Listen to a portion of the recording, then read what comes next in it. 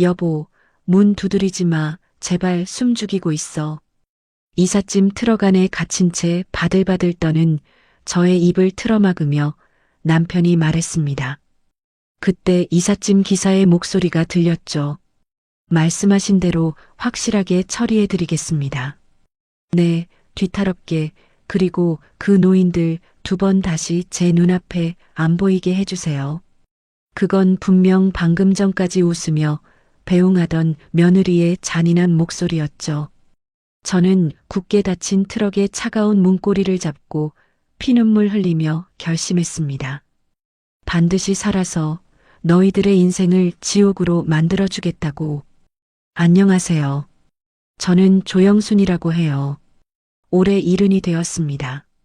인생은 끝까지 살아봐야 안다고 하던데 정말 그 말이 맞나 봐요. 굴곡 없이 살아온 세월이 무색하게 저는 70이 다 되었을 즈음 제 인생 최악의 사건을 맞이하게 되었거든요.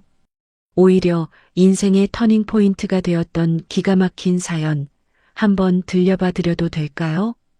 그날은 이사가는 날 아침이었습니다. 저희가 살던 집을 정리해서 아들 사업자금을 대주고 저희 부부가 아들 성훈이네 새 집으로 함께 들어가서 살게 되었거든요. 이삿짐 정리를 도와주던 며느리 미영이가 환하게 웃으며 저희에게 말했어요. 어머님, 아버님, 합가 기념으로 저희가 최신형 핸드폰 사놨어요. 미영이는 반짝이는 새 핸드폰 2대를 꺼내 보여주었습니다. 대리점 가서 사진이랑 번호 다 옮겨와야 하니까 쓰시던 폰 잠깐만 주세요. 저는 며느리의 예쁜 마음에 가슴이 뭉클했습니다. 어머, 뭐 이런 걸 다. 미영아, 고맙구나. 남편 박진철도 고개를 끄덕이며 핸드폰을 건넸습니다. 그래, 고맙다. 미영이가 저희 핸드폰을 받아들고는 살짝 미소를 지었어요. 그때는 그게 그냥 기쁜 미소인 줄만 알았습니다. 이삿짐을 다 싣자 트럭 기사가 다가왔습니다. 아이고, 죄송합니다. 네 분이 타실 자리는 없어서요. 기사가 머리를 극적이며 말했습니다. 사장님, 내외부는 길 안내를 해야 하니까 앞에 타시고요. 어르신들은 뒤쪽 화물칸에 타시면 안 될까요? 성훈이가 고개를 끄덕였습니다. 엄마, 아빠, 불편하시겠지만 잠깐만 참으세요. 금방 도착할 거예요. 그래, 괜찮다. 남편이 제 손을 잡고 화물칸 쪽으로 걸어갔습니다. 저희는 컴컴한 철제 적재함 안으로 들어갔어요. 기사가 밖에서 육중한 문을 쾅 닫더니 자물쇠로 걸어 잠그는 소리가 들렸습니다. 여보, 왜 문을 잠그는 거지? 저는 남편의 팔을 붙잡았습니다. 안전 때문에 그러는 거겠지. 걱정 마. 남편이 제 손을 토닥였지만 목소리가 떨리고 있었어요. 칠흑 같은 어둠 속에서 트럭이 출발했습니다. 시간이 지날수록 철판 안의 공기가 점점 뜨거워지고 숨쉬기가 힘들어졌어요. 여보, 숨이 막혀. 너무 답답해. 저는 가슴을 쥐어뜯으며 헐떡였습니다. 조금만 참아. 금방 도착할 거야. 남편이 저를 꼭 안아주었습니다.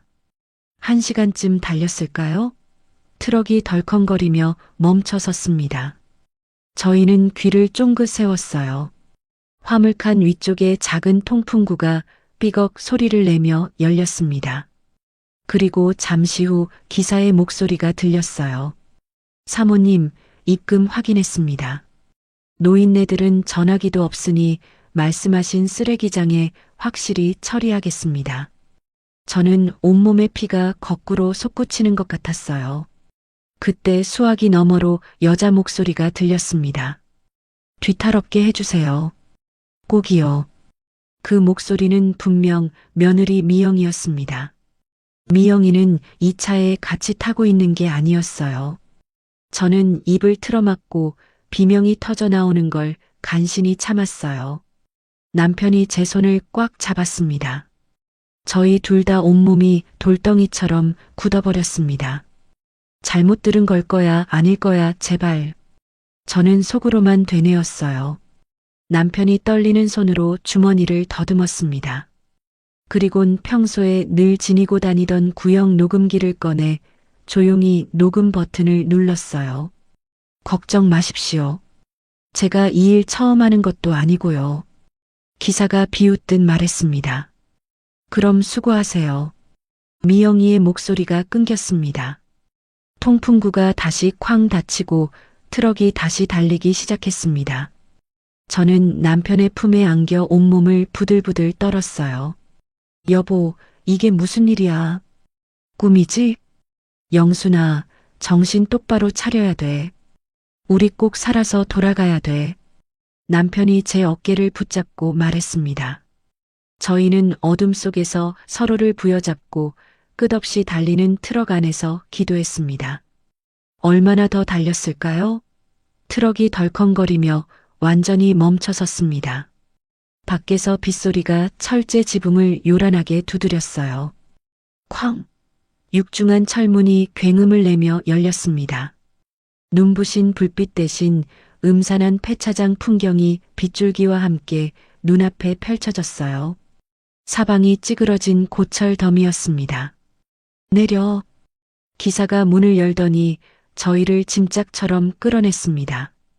저는 비명을 지르며 진흙탕 바닥에 나뒹굴었어요. 으악! 남편도 옆에 쓰러졌습니다. 기사는 짐가방 몇 개를 우리 앞에 내던졌어요. 여기서 알아서 사쇼. 기사가 거친 말을 내뱉었습니다. 저는 진흙탕을 기어가며 소리쳤어요. 제발, 그러지 말고 저희 좀 살려주세요. 하지만 기사는 황급히 운전석으로 올라탔고 트럭이 굉음을 내며 출발했어요. 저는 빗물 범벅이 된 손을 뻗었지만 트럭은 어둠 속으로 사라졌습니다. 여보, 저는 남편 진철에게 기어갔습니다. 남편이 저를 일으켜 세우며 말했습니다. 영순아, 울지 마. 그래도 우리가 저 트럭에서 갇히지 않고 살았잖아. 여보, 여기 어디예요? 어떻게 해요? 저는 사방을 둘러보았습니다. 날카로운 쇠붙이들이 빗속에서 흉물스럽게 솟아 있었어요. 저기 버스 잔해가 보여. 일단 비를 피하자. 남편이 제 손을 잡고 찌그러진 버스 쪽으로 걸어갔습니다. 저희는 버스 밑으로 기어들어가 몸을 웅크렸어요. 젖은 옷이 온몸에 달라붙어 추위가 뼛속까지 파고들었습니다. 여보, 춥지? 남편이 저를 꼭 안아주었습니다. 당신은요? 나야 괜찮지. 남편의 체온이 조금씩 제 몸을 녹였습니다. 저는 이를 악물었어요. 망할 놈의 성운이 그 자식. 미영이 그년. 절대 용서 못해. 영순아, 우리 꼭 살아남아서 복수하자. 남편이 제 귀에 속삭였습니다. 그때였습니다. 폭우를 뚫고 저 멀리서 희미한 불빛이 흔들리며 다가왔어요. 손전등 불빛이었습니다. 누구세요? 저는 소스라치게 놀라 비명을 지르며 남편 앞을 가로막았습니다. 심장이 입 밖으로 튀어나올 것만 같았습니다. 그 끔찍한 트럭 기사가 다시 돌아온 건 아닌지 덜컥 겁이 났습니다. 손전등 불빛이 빗줄기를 뚫고 저희 부부의 얼굴을 비추더니 웬 청년 하나가 조심스럽게 다가왔습니다. 어르신들, 비 오는데 여기서 뭐 하세요? 청년이 눈을 동그랗게 뜨고 놀란 목소리로 물었습니다. 오지 마. 가까이 오지 마. 한 발자국만 더 오면 가만 안 둬. 저는 바닥에 굴러다니던 녹슨 쇠파이프를 엉겁결에 집어들고 허공에 마구 휘둘렀습니다. 손이 덜덜 떨려서 파이프를 놓칠 뻔했습니다. 어머니, 진정하세요. 저는 해치려는 사람이 아니에요. 그냥 고철 주우러 다니는 사람이에요. 청년이 놀라서 두 손을 번쩍 들어 보이며 뒷걸음질 쳤습니다. 거짓말. 당신도 그년 놈들이 보낸 거지? 우리가 죽었나 살았나 확인하러 온 거잖아. 저는 악에 받쳐 고래고래 소리를 질렀습니다. 도끼만 남은 제 눈에는 보이는 게 없었습니다. 청년이 한숨을 푹 쉬더니 주섬주섬 자신이 입고 있던 우비를 벗기 시작했습니다. 그리곤 천천히 다가와 빗물에 젖어 떨고 있는 제 어깨에 따뜻한 우비를 덮어주었습니다. 어머니, 이러다 감기 걸리시겠어요. 일단 이거라도 두르세요. 손전등 불빛에 청년의 얼굴이 드러났습니다. 순박해 보이는 눈매에는 살기나 악이라고는 찾아볼 수가 없었고 걱정만 가득했습니다. 그 눈빛을 보자 잔뜩 힘이 들어갔던 어깨에서 힘이 쑥 빠져나갔습니다. 영순아, 이 청년은 아닌 것 같아. 나쁜 사람 눈빛이 아니야. 남편이 제 팔을 잡으며 쇠파이프를 내려놓게 했습니다. 청년 미안한데 우리 좀 도와줄 수 있겠나? 갈 곳이 없어서 그래. 남편이 청년을 올려다보며 애처롭게 간청했습니다. 네 어르신, 제가 도와드릴게요. 제 리어카가 바로 저기에 있어요. 타세요. 제가 모셔다 드릴게요. 청년이 하얀 이를 드러내며 환하게 웃었습니다. 그 미소가 어찌나 따뜻하던지 눈물이 핑 돌았습니다. 청년은 자신을 강민재라고 소개했습니다. 민재가 젖은 박스를 깔고 저희를 리어카에 조심스럽게 태웠습니다. 꽉 잡으세요. 길이 울퉁불퉁해서 좀 흔들릴 거예요. 민재가 끙하고 힘을 쓰며 리어카를 끌기 시작했습니다. 덜컹덜컹. 리어카 바퀴가 진흙탕 길을 힘겹게 헤쳐나갔습니다. 저는 남편의 품에 안겨 가만히 눈을 감았습니다. 긴장이 풀려서인지 온몸의 힘이 썰물처럼 빠져나가는 것 같았습니다. 다시 눈을 떴을 때는 낯선 천장이 보였습니다. 얼룩덜룩 곰팡이가 핀 좁디 좁은 옥탑방 천장이었습니다. 습한 냄새가 났지만 이상하게도 마음은 편안했습니다. 어머니, 정신이 좀 드세요? 민재가 제 머리맡에 쪼그리고 앉아 걱정스러운 얼굴로 내려다보고 있었습니다. 여기가 어디죠? 저는 몸을 일으키려다 머리가 핑 돌아서 다시 베개에 머리를 묻었습니다. 저희 집이에요. 누추하고 좁지만 오늘 밤은 여기서 주무세요. 민재가 얼른 제 등 뒤에 베개를 받쳐주었습니다. 영순아 괜찮아? 한참을 기절해 있었어. 남편이 충혈된 눈으로 제 거친 손을 잡았습니다. 그 투박한 손길이 저를 안심시켰습니다. 배고프시죠? 라면 좀 끓였어요. 일단 이거라도 드셔야 기운이 나실 거예요. 민재가 찌그러진 양은 냄비를 들고 왔습니다. 김이 모락모락 나는 라면, 냄새가 코를 찔렀습니다. 평소 같았으면 쳐다보지도 않았을 라면인데 그 순간에는 세상 어떤 산의 진미보다 귀해 보였습니다. 민재가 라면을 그릇에 덜어 저희 앞에 내놓았습니다. 집에 먹을 게 이것밖에 없어서 죄송해요. 계란이라도 하나 넣었으면 좋았을 텐데. 민재가 멋쩍은 듯 머리를 극적였습니다. 저는 떨리는 손으로 젓가락을 들어 국물을 떠마셨습니다. 뜨끈하고 얼큰한 국물이 목구멍을 타고 넘어가자 얼어붙었던 오장육부가 녹아내리는 것 같았습니다. 후루룩. 그 순간 가슴 깊은 곳에서 억눌러 왔던 설움이 댐 무너지듯 터져 나왔습니다. 으흐흑. 저는 그릇을 내려놓지도 못하고 엉엉 소리 내어 울음을 터뜨렸습니다. 내 배 아파 낳은 자식은 부모를 내다버렸는데 생판 남인 이 청년은 따뜻한 밥을 챙겨주다니요. 이 기막힌 현실이 너무나 야속하고 원통했습니다. 어머니 왜 우세요? 입에 안 맞으세요? 민재가 당황해서 어쩔 줄을 몰라 했습니다. 아니에요. 고마워서 그래요. 정말 고마워요, 총각. 저는 눈물 콧물 범벅이 된 얼굴로 민재를 바라보았습니다. 며칠이 지났습니다.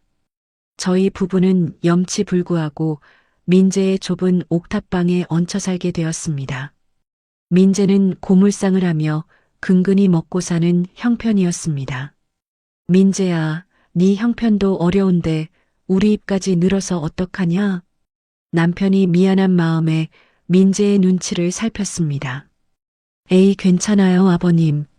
저 혼자 밥 먹는 것보다 훨씬 맛있고 좋아요. 민재가 씩씩하게 웃으며 대답했지만 쌀독이 비어가는 게 제 눈에는 보였습니다. 저는 결심을 하고 남편을 불렀습니다. 여보, 잠깐만 이리 좀 와봐. 저는 남편을 데리고 좁은 화장실로 들어갔습니다. 그리곤 입고 있던 속옷 안쪽을 조심스럽게 뜯어냈습니다.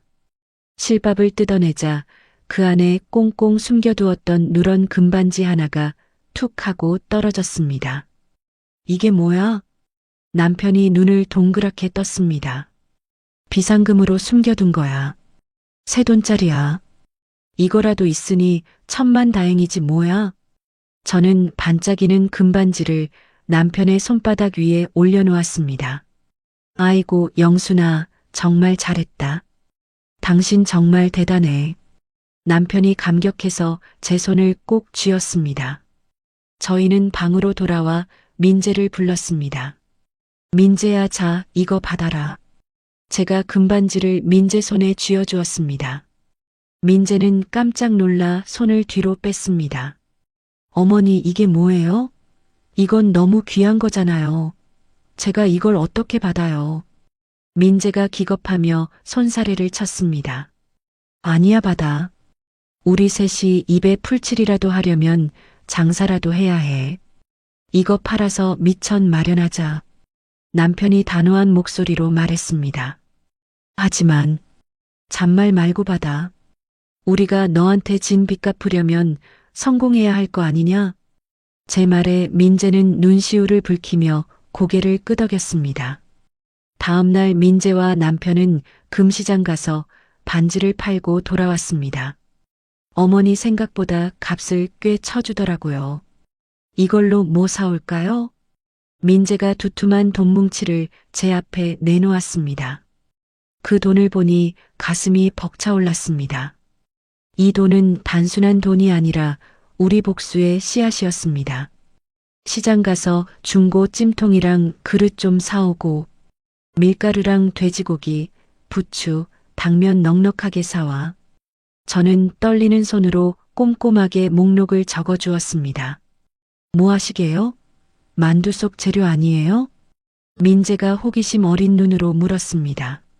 내가 다른 건 몰라도 만두 하나만큼은 기가 막히게 빚거든. 옛날에 우리 시어머니한테 혼나가면서 배운 솜씨다.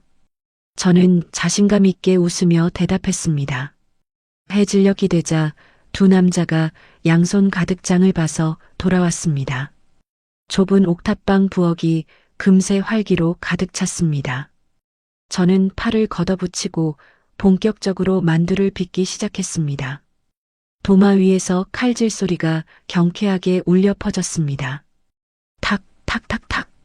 민재가 시장 바닥에서 얻어온 자투리 채소들을 깨끗이 씻어 다듬었습니다. 금반지 판 돈으로 산 싱싱한 돼지고기에 후추와 마늘을 듬뿍 넣고 치댔습니다. 밀가루 반죽을 홍두깨로 얇게 밀어 만두피를 만들었습니다. 속이 꽉 찬 만두소를 넣고 예쁘게 주름을 잡아 빚으니 먹음직스러운 만두가 쟁반 가득 쌓였습니다. 찜통에서 하얀 김이 모락모락 피어오르며 구수한 냄새가 온 방안을 채웠습니다. 자, 다 익었다. 맛 좀 봐. 저는 갓 쪄낸 뜨끈한 만두를 접시에 수북이 담아냈습니다. 남편이 뜨거운 만두를 호호 불어가며 한 입 크게 베어 물었습니다. 육즙이 입안 가득 터졌습니다. 남편의 눈이 번쩍 뜨였습니다. 여보, 이거 진짜 대박이다. 입에서 살살 녹아. 남편이 엄지손가락을 치켜 세웠습니다. 저도 먹어봐도 돼요? 민재가 침을 꿀꺽 삼키며 물었습니다. 그럼 어서 먹어봐. 우리 민재 많이 먹어. 저는 민재 입에 만두 하나를 쏙 넣어 주었습니다. 민재가 만두를 오물오물 씹더니 눈이 휘둥그레졌습니다. 와, 미쳤다. 어머니, 이거 진짜 맛있어요. 파는 것보다 100배는 더 맛있어요. 민재가 감탄사를 연발하며 소리쳤습니다. 정말? 입에 맞아? 제가 묻자 민재가 고개를 세차게 끄덕였습니다. 진짜예요. 이거 장사하면 무조건 대박 나요. 제가 배달이랑 판매 다 할게요. 저만 믿으세요. 민재가 신이 나서 방방 뛰었습니다. 그 모습을 보니 제 입가에도 오랜만에 미소가 번졌습니다. 영순아. 남편이 만두 접시를 내려놓고 제 두 손을 꼭 잡았습니다. 이 만두 맛이랑 당신 금반지가 우리 마지막 희망이야. 우리 이걸로 다시 일어서자. 남편의 눈가에 그렁그렁 눈물이 맺혔습니다. 그래 여보. 우리 보란 듯이 성공하자. 그래서 그 배은망덕한 놈들 앞에 떵떵거리고 나타나자. 피눈물 흘리게 만들어줄 거야. 저는 이를 악물고 다짐했습니다. 가슴속에서 뜨거운 복수심이 불타올랐습니다. 민재가 슬그머니 저희 손 위로 자신의 큰 손을 폭에 올렸습니다. 저도 도울게요. 어머니 아버님 제가 끝까지 도울게요. 우리 꼭 성공해요. 좁고 허름한 옥탑방이었지만 그날 밤 저희 셋의 눈빛만큼은 그 어느 때보다 밝게 빛나고 있었습니다. 저희는 시장 구석진 곳에 먼지가 수북이 쌓여 방치된 낡은 가판대 하나를 발견했습니다. 주인이 버리고 간 것인지 녹이 슬고 삐걱거렸지만 저희에게는 그마저도 감지덕지였습니다.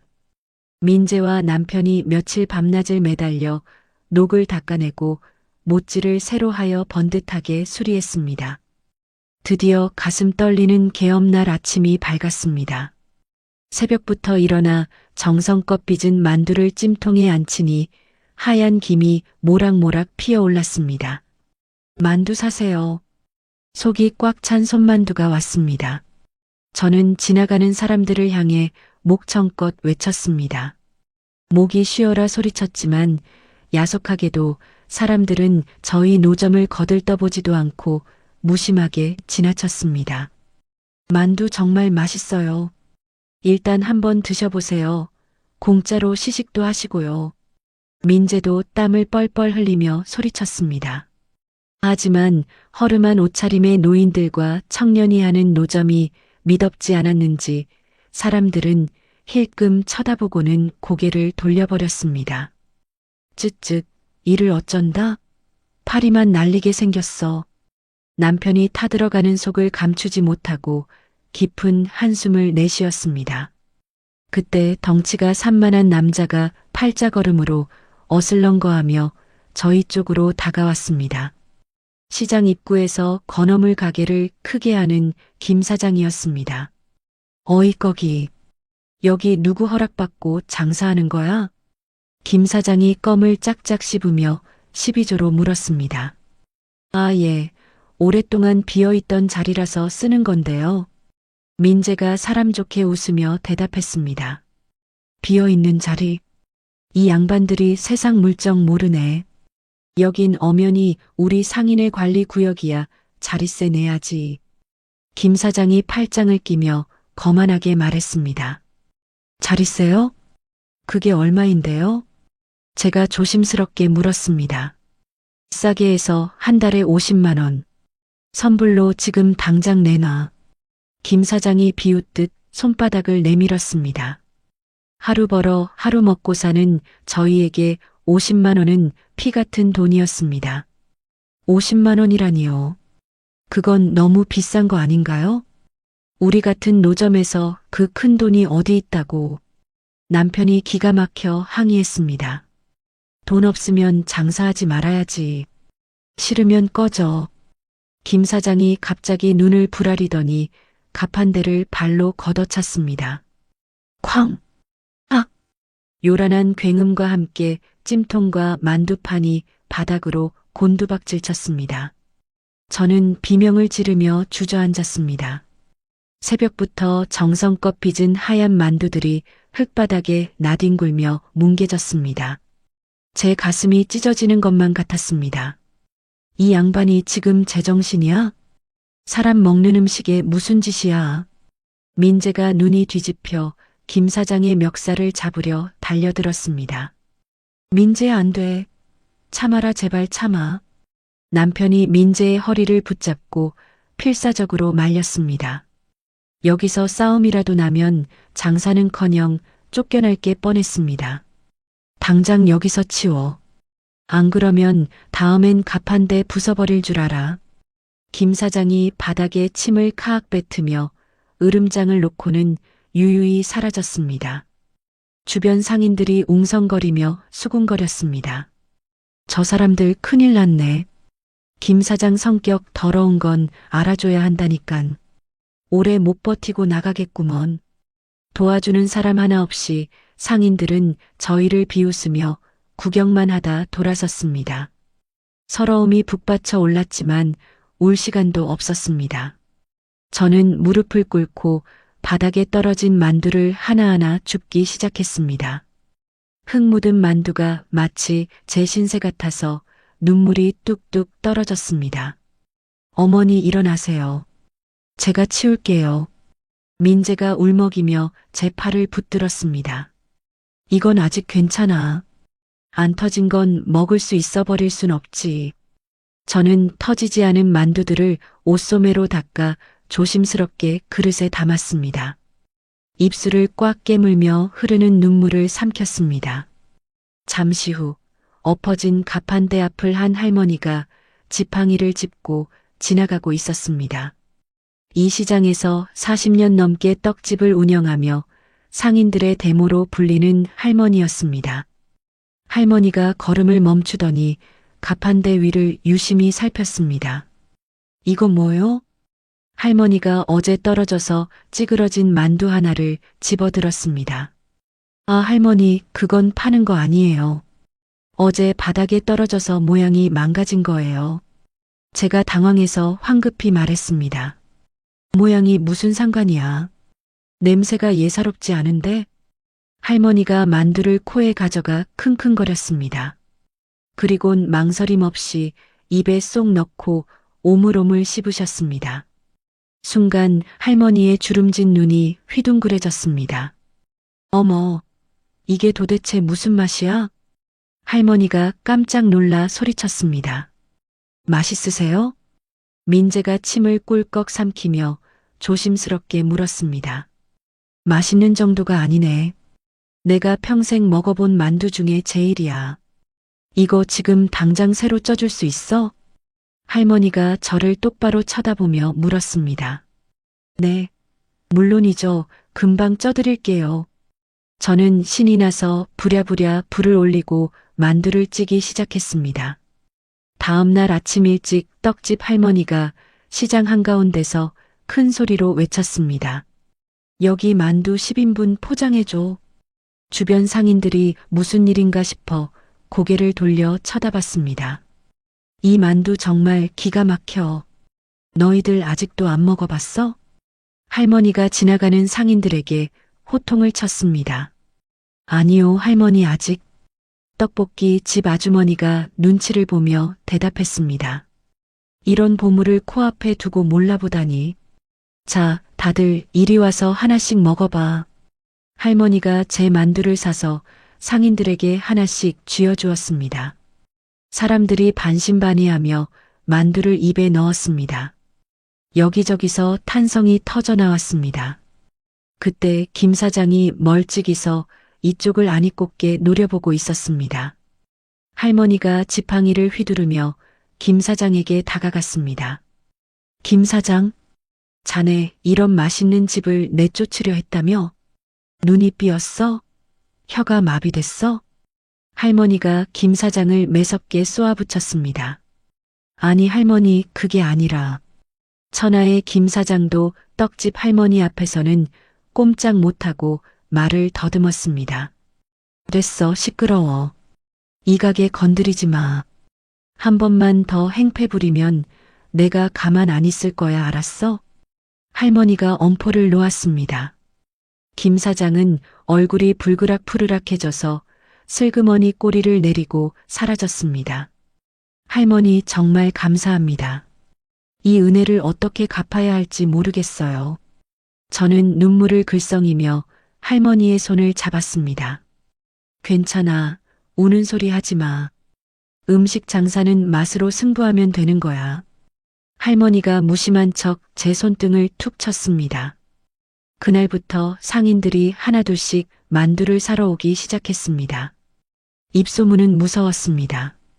여보, 우리 칠판에 메뉴 적어야겠어. 남편이 어디서 주워온 낡은 칠판을 닦아 가져왔습니다. 드디어 저희 장사에 서광이 비치기 시작했습니다. 며칠이 지나자 점심시간이면 노점 앞에 긴 줄이 늘어서는 진풍경이 벌어졌습니다. 어머니 장사 대박이에요. 오늘 준비한 거 다 팔렸어요. 민재가 돈통을 끌어안고 신이 나서 소리쳤습니다. 그런데 어느 날이었습니다. 말끔하게 정장을 차려입은 남자 2명이 수첩을 들고 시장을 구석구석 돌아다니고 있었습니다. 저 사람들 뭐 하는 거지? 관청에서 단속이라도 나왔나? 민재가 만두를 뒤집으며 중얼거렸습니다. 저는 그 남자들을 보는 순간 심장이 철렁 내려앉고 온몸이 얼어붙었습니다. 저 말투, 저 거만한 태도. 성훈이 회사 직원들과 너무나 비슷한 분위기였기 때문입니다. 여보, 저 사람들. 성훈이네 회사 사람들 같아. 저는 사시나무 떨듯 떨며 남편의 옷자락을 잡아 끌었습니다. 나도 봤어. 시장 조사하러 온 것 같아. 눈 마주치지 않게 고개 숙여. 남편이 낮게 속삭이며 모자를 깊게 눌렀었습니다. 성훈이가 우리가 살아있는 걸 알면 어쩌죠? 또 사람을 보내서 해코지하면 어떡해요. 저는 두려움에 질려 숨이 가빠왔습니다. 영순아, 걱정 마. 일단 사업자 등록이랑 간판 명의를 민재 앞으로 돌리자. 우리는 뒤에 숨어서 일하면 돼. 남편이 재빨리 대안을 내놓았습니다. 그게 좋겠어요. 절대 들키면 안 돼요. 저는 고개를 세차게 끄덕였습니다. 며칠 후 시장 입구에 거대한 현수막이 걸렸습니다. 대형 프랜차이즈 만두 전문점 입점 예정. 현수막을 본 상인들이 웅성거렸습니다. 큰일 났네. 대기업 들어오면 우리 같은 영세 상인들은 다 죽어. 저녁에 옥탑방으로 돌아와 불안한 마음에 TV를 켰습니다. 뉴스 화면을 본 순간 저는 숨이 멎을 뻔했습니다. 화면 가득 아들 성훈이의 얼굴이 나오고 있었습니다. 식품회사 최연소 팀장 박성훈 씨가 승진하여 이번 외식 사업 확장에 직접 나섭니다. 아나운서의 또랑또랑한 목소리가 제 고막을 때렸습니다. 화면 속 성훈이는 뻔뻔하게도 환하게 웃으며 인터뷰를 하고 있었습니다. 부모님이 만들어주시던 정성스러운 맛을 전하고 싶습니다. 그 가증스러운 멘트에 치가 떨렸습니다. 저는 화면 속 성훈이를 죽일 듯이 노려보았습니다. 저 자식이 우리 찾으러 온 게 아니야. 돈 냄새 맡고 장사하러 온 거야. 우리 만두 맛을 훔쳐서 지가 한 것처럼 포장해서 팔아먹으려고 하는 거야. 남편이 이를 바드득 갈았습니다. 여보, 우리 절대 질 수 없어요. 꼭 이겨야 해요. 민재 뒤에 숨어서라도 저놈 사업 망하게 할 거예요. 내가 흘린 피눈물 고스란히 돌려줄 거예요. 저는 주먹을 불끈 쥐고 화면 속 아들을 향해 복수를 다짐했습니다. 전쟁은 이제부터 시작이었습니다. 대기업 프랜차이즈 입점이 코앞으로 다가오자 저희 세 사람의 속은 까맣게 타들어갔습니다. 거대 자본을 앞세운 아들놈의 가게와 싸워 이기려면 우리에게는 특별한 무기가 필요했습니다. 남편은 며칠 밤을 새우며 돋보기를 끼고 낡은 요리책과 노트에 코를 박고 있었습니다. 여보, 안 자고 뭐 하는 거야? 새벽 2시가 넘었어. 제가 졸린 눈을 비비며 물었습니다. 영순아, 이대로 있으면 우리 다 죽어. 소스를 만들어야 해. 한번 맛보면 잊을 수 없는 우리만의 비법 소스 말이야. 남편이 충혈된 눈으로 종이를 들이밀었습니다. 거기엔 깨알 같은 글씨로 온갖 재료 배합이 적혀 있었습니다. 당신 혀는 귀신이잖아. 당신을 믿어 부탁해. 남편이 제 거친 손을 두 손으로 꼭 잡고 간절하게 부탁했습니다. 저는 그날부터 만두 찜통 옆에 작은 냄비를 걸어두고 소스 개발에 매달렸습니다. 식초를 더 넣어봤다가 너무 시큼해서 싱크대에 갖다 버리고 고추장을 더 풀었다가 텁텁해서 또 버리기를 수백 번 반복했습니다. 에이 퇴퇴. 아우 짜. 이것도 아니네. 혀가 마비될 것 같았습니다. 저는 한숨을 푹 쉬며 다시 냄비에 물을 올렸습니다. 20번째, 아니 30번째 시도였을까요? 매콤하면서도 새콤하고 뒤끝은 개운한 소스가 완성되었습니다. 여보 이리 와서 맛 좀 봐. 저는 떨리는 손으로 진철이 입에 숟가락을 넣어 주었습니다. 남편이 입맛을 다시며 신중하게 맛을 보더니 눈이 번쩍 뜨였습니다. 이거야. 영순아, 바로 이 맛이야. 입에 짝짝 붙는데? 남편이 무릎을 치며 소리쳤습니다. 그때 옥상 텃밭에 물을 주고 내려오던 민재가 고개를 갸웃거렸습니다. 어머니 아버님 무슨 좋은 일 있으세요? 민재야 이것 좀 먹어봐라. 민재가 소스를 찍어 먹어보더니 뭔가 아쉬운 표정을 지었습니다. 맛있긴 한데 뭔가 한 방이 부족한 느낌인데요. 민재가 주머니에서 주섬주섬 뭔가를 꺼냈습니다. 제가 옥상에서 정성껏 키운 청양고추예요. 약이 바짝 올랐더라고요. 민재가 새빨간 고추를 내밀었습니다. 그래 이거다. 매운맛으로 포인트를 주는 거야. 저는 고추를 잘게 다져 소스에 넣고 한 소끔 더 끓였습니다. 보글보글 끓어오르는 냄비에서 매콤하고 알싸한 향기가 확 풍겼습니다. 다시 맛을 본 순간 입안에서 폭죽이 터지는 것 같았습니다. 완벽해. 이거면 게임 끝이다. 남편이 엄지를 치켜 세우며 환호했습니다. 다음 날 저희는 비장한 각오로 단골 손님들에게 새 소스를 내놨습니다. 반응은 폭발적이었습니다. 아줌마, 이 소스 뭐예요? 와 진짜 미쳤다. 젊은 여학생 손님이 눈을 동그랗게 뜨고 소리쳤습니다. 이거 완전 마약 소스네. 집에 싸가서 밥 비벼 먹고 싶어요. 넥타이를 맨 직장인 손님도 땀을 뻘뻘 흘리며 감탄했습니다. 소문은 발없는 말이 되어 순식간에 시장통을 휩쓸었습니다. 심지어 성운이네 가게 공사 현장에서 일하던 인부들까지 점심시간만 되면 저희 가게로 몰려왔습니다. 아줌마 여기 소스 좀 더 줘요. 만두 5인분 추가요. 이 소스 때문에 만두가 계속 들어가네. 저희 노점은 발 디딜 틈 없이 북적였고 돈통에는 지폐가 수북이 쌓였습니다. 그러던 어느 날이었습니다. 하늘에 구멍이라도 뚫린 듯 비가 억수같이 쏟아지기 시작했습니다. 손님들의 발길이 뚝 끊기고 시장은 적막에 휩싸였습니다. 비가 너무 많이 오네. 오늘 장사는 공치겠다. 민재가 들이치려는 빗물을 막으려 천막을 붙잡으며 걱정했습니다. 저는 빗물이 새는 곳을 비닐로 덧대고 있었습니다. 그때 흠뻑 젖은 청년 하나가 비를 피해 천막 안으로 뛰어들어왔습니다. 차가워. 휴, 비가 진짜 미친 듯이 오네요. 청년이 젖은 머리를 털며 몸을 부르르 떨었습니다. 그 모습이 꼭 물에 빠진 생쥐꼴이라 안쓰러웠습니다. 어서 오세요. 일단 여기 좀 앉으세요.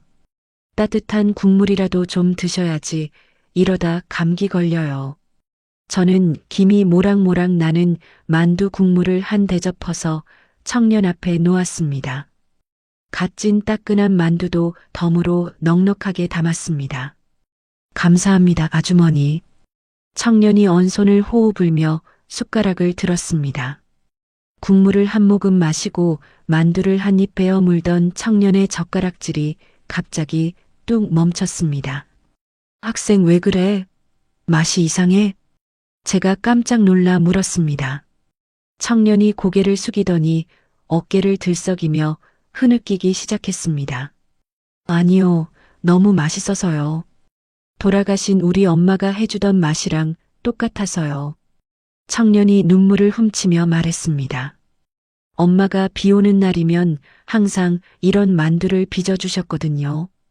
이걸 먹으니까 엄마 생각이 나서 청년의 목소리가 빗소리에 섞여 떨려왔습니다.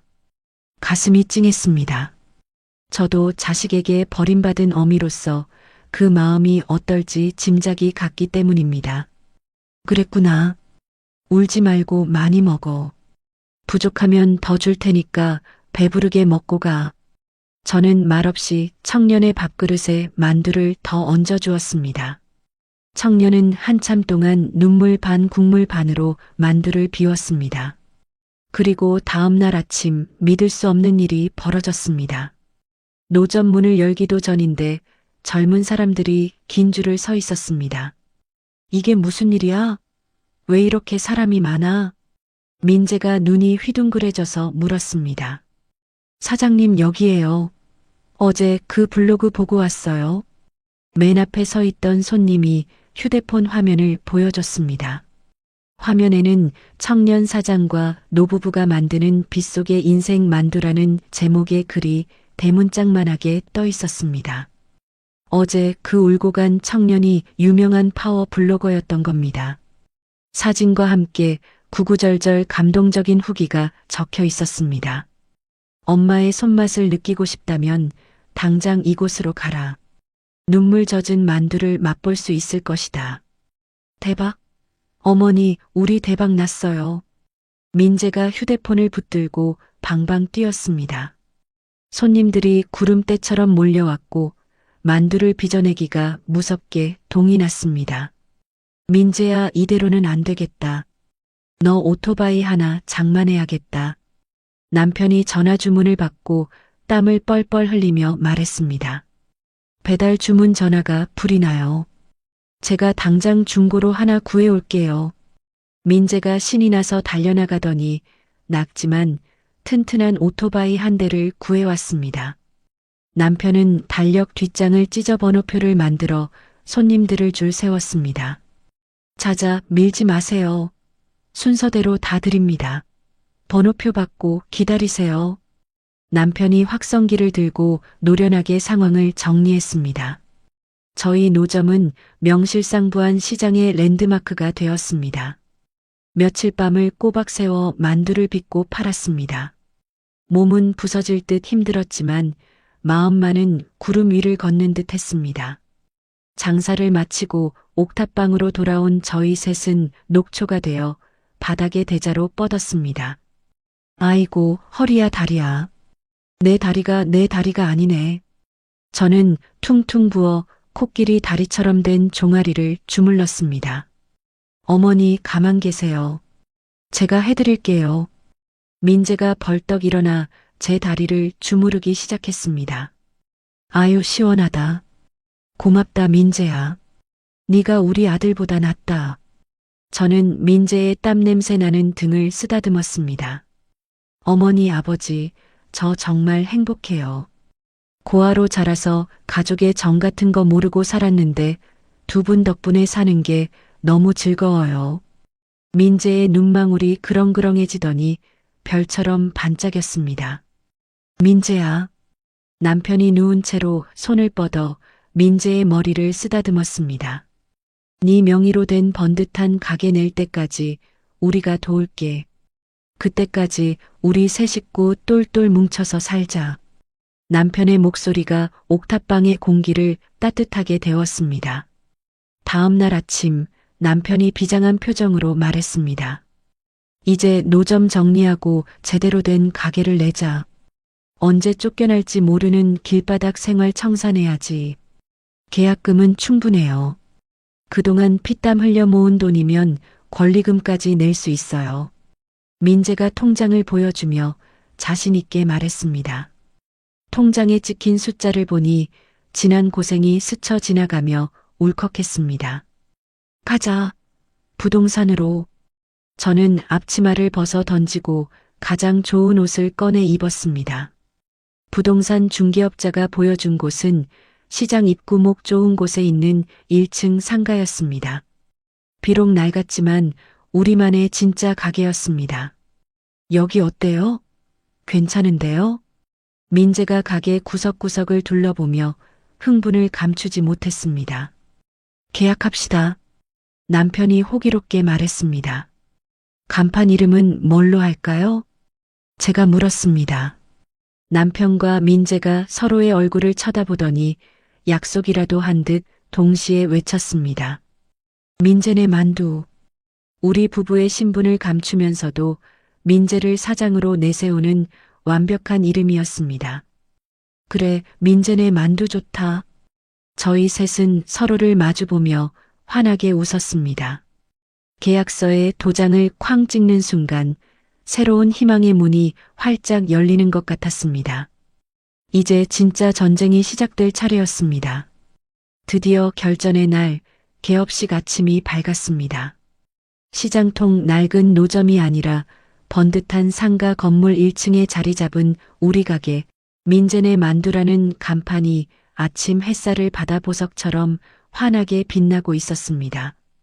가게 앞에는 시장 상인들이 십시일반으로 보내준 화환들이 줄지어 놓여 있어 제법 태가 났습니다. 어머니 아버님, 이것 좀 보세요. 드디어 진짜 저희 가게가 생겼어요. 민재가 액자에 넣은 사업자 등록증을 가슴에 품고 감격에 겨워 달려왔습니다. 대표자명에 선명하게 적힌 강민재라는 세 글자를 보니 제 가슴이 다 뭉클해졌습니다. 그래, 장하다 우리 사장님. 이제 우리는 주방 실장이랑 홀 지배인이야. 사장님 말씀 잘 들어야 밥 안 굶지. 남편이 껄껄 웃으며 농담을 건넸습니다. 아버님도 참, 두 분 없었으면 꿈도 못 꿀 일이었어요. 민재가 눈시울을 붉히며 고개를 숙였습니다. 자자, 감동은 나중에 하고 손님 받을 준비하자. 오늘 전쟁이다. 정신 똑바로 차려야 해. 제가 앞치마 끈을 질끈 동여매며 비장하게 말했습니다. 드르륵. 민재가 떨리는 손으로 문을 활짝 열자마자 기다렸다는 듯 손님들이 물밀듯이 밀려들어 왔습니다. 사장님 개업 축하해요. 노점에서 먹던 그 맛 잊지 못해서 아침부터 왔어. 단골 손님들이 앞다퉈 들어오며 민재의 손을 잡고 흔들었습니다. 감사합니다. 정말 감사합니다. 어서 오세요. 편한 자리로 앉으세요. 민재가 입이 귀에 걸려서 쩌렁쩌렁한 목소리로 손님을 맞이했습니다. 저는 주방 깊숙한 곳, 밖에서는 잘 보이지 않는 구석 자리로 들어가 자리를 잡았습니다. 아무리 내 가게라도 혹시나 성운이 눈에 띌까봐 몸을 사려야 했기 때문입니다. 하지만 숨어 있다고 해서 기죽을 제가 아니었습니다. 찜통에서는 하얀 김이 쉴 새 없이 피어오르고 제 손은 눈에 보이지 않을 정도로 빠르게 만두를 빚어냈습니다. 주방 3번 테이블 고기만두 둘, 김치만두 하나. 5번 테이블 만두전골 대짜 하나요. 홀 직원인 남편이 다급하게 주문을 외쳤습니다. 알았어요. 금방 나가요. 저는 뜨거운 김을 얼굴로 받아내며 신들린 사람처럼 만두를 쪄냈습니다. 이마에서 땀이 비오듯 쏟아져 눈을 찌르는데도 닦을 새가 없었습니다. 몸은 고단해 부서질 것 같았지만 가슴 속에서는 뜨거운 희열이 벅차올랐습니다. 봤냐? 우리가 해냈다. 네가 우리를 고철 폐기장에 버려도 우리는 이렇게 보란듯이 살아났다. 저는 만두피를 밀며 속으로 수천 번이고 아들의 이름을 씹어 삼켰습니다. 홀에서는 남편이 양복을 말끔하게 차려입고 아르바이트생을 지휘하고 있었습니다. 거기 빈 그릇 빨리 치우고 손님 이쪽으로 모셔라. 평생 회사를 경영했던 솜씨가 어디 가겠습니까?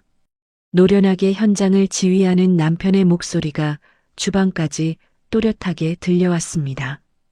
점심시간이 지나고 저녁 시간이 될 때까지 손님들의 발길은 끊이지 않았습니다. 재료가 동나서 못 팔 지경이 되어서야 우리는 간신히 셔터를 내릴 수 있었습니다. 대박이에요. 어머니, 이거 완전 대박이에요.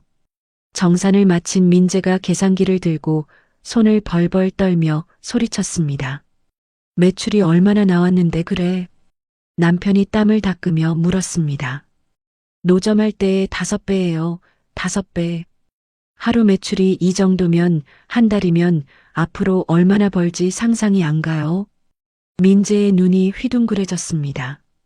가게 한켠 벽면에는 저희 셋이 노점 앞에서 환하게 웃으며 찍은 사진이 걸려 있었습니다. 모든 정리를 마치고 제가 주방 냉장고에서 미리 사다 놓은 삼겹살과 소주를 꺼내왔습니다. 오, 삼겹살. 민재가 박수를 치며 환호했습니다.